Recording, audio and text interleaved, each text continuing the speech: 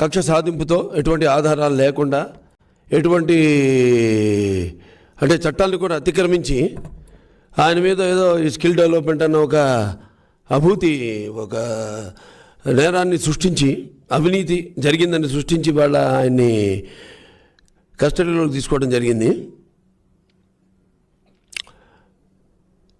ముందుగా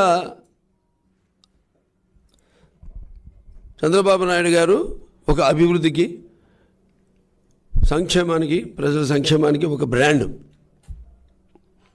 మేము మన దేశంలోనే కాదు యావత్ ప్రపంచ దేశాలన్నీ చెప్పుకుంటే ఆయన గురించి.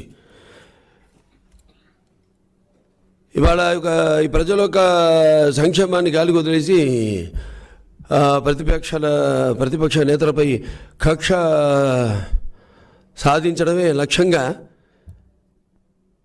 ఈ జగన్మోహన్ రెడ్డి ముందుకెళ్తున్నాడు. అంటే చూసి ఓర్వం లేక జరుగుతున్న రేపు మనం చేసినవి కానీ సంక్షేమ పథకాలన్నీ కానీ లేకపోతే అభివృద్ధి కార్యక్రమాలు కానీ అన్నీ కూడా చూసి తట్టుకోలేక వచ్చే ఎన్నికల్లో పరాజయం తప్పదు అన్న ఒక భయంతో ఒక ఈ యొక్క ఇటువంటి చర్యలకి పాల్పడటం జరుగుతుంది.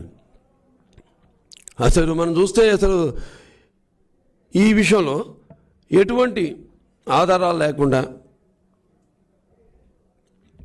మరి నేను 16 నెలల్లో జైల్లో ఉన్నాను, కనీసం 16 రోజులైనా చంద్రబాబును జైల్లో పెట్టాలి అనే ఒక దురుద్దేశంతోనే ఈ స్కామ్ని క్రియేట్ చేయడం జరిగింది. నిజంగా చూస్తే ఈ ఈ యొక్క కేసు విషయంలో మనం చూస్తే అసలు మొదటి నుంచి చూస్తే ఈ యొక్క ఉపాధి కల్పించాలి అందరికీ, యువతరానికి ప్రతినిధులు, నవతరానికి నాయకులు, భావితరానికి భారతదేశపు మహాశక్తి యువతరం, యువకులు. అటువంటి యువతరానికి ఆ నాన్నగారి నుంచి కూడా ఎన్నో, ఇప్పుడు నేను హిందూపూర్ ప్రజాప్రతినిధి, అక్కడ ఎన్నో విద్యా సంస్థలు అంటే ఐఐటి కానివ్వండి, లేకపోతే కేంద్ర విద్యాలయం కానివ్వండి, అటు మహిళా ఐఐటి మన మహిళా పాలిటెక్నిక్ కాలేజ్ కానివ్వండి, మహిళా డిగ్రీ కాలేజ్ కానివ్వండి, బీసీ ఎస్సీ సంక్షేమ హాస్టల్స్ కానివ్వండి, ఇలాంటివి ఎన్నో ఒక విప్లవాత్మకమైన అంటే పేదవాడికి కూడా ఈ చదువు అందుబాటులో ఉండేలా ఎన్నో విద్యా సంస్థలు తీసుకురావడం జరిగింది. అటువంటిది ఇప్పుడు ఈ స్కిల్ డెవలప్మెంట్ అన్నది మనం పూర్వపరాలకు వెళ్తే 2013లో గుజరాత్లోనే ఇది చేయడం జరిగింది, ప్రారంభించడం జరిగింది. తర్వాత 2018లో ఇక్కడ ఎంఓయూ సైన్ చేయడం. అంటే ఇక్కడ ఏంటంటే ఒకటి గుర్తుంచుకోవాల్సిన విషయం, CM is a policy maker. Okay అంటాడు ఆయన అన్నప్పుడు దాన్ని స్ట్రీమ్లైన్ చేసేది కింద సెక్రటరీలు. దాంట్లో ఫైనాన్స్ సెక్రటరీ ఉంటాడు ఆయన, ప్రిన్సిపల్ సెక్రటరీ. దాంట్లో మళ్ళీ ఈ స్కిల్డ్ డెవలప్మెంట్ ప్రిన్సిపల్ సెక్రటరీ ఉంటారు.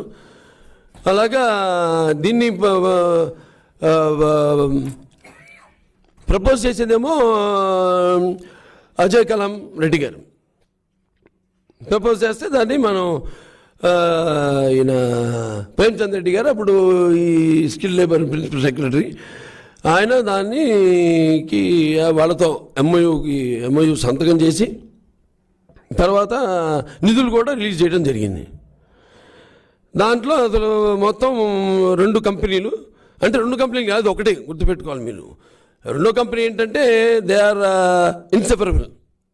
అంటే వాళ్ళ ప్రోగ్రామ్ చేసినా కూడా గుజరాత్ కానివ్వండి, ప్రపంచానికి ఎక్కడ చేసినా కూడా వీళ్ళు సాఫ్ట్వేర్, వాళ్ళేమో హార్డ్వేర్ అండ్ ట్రైనింగ్ వాటికి సంబంధించిన వాళ్ళు, ఏది డిజైన్ టెక్ సంస్థాన వాళ్ళు.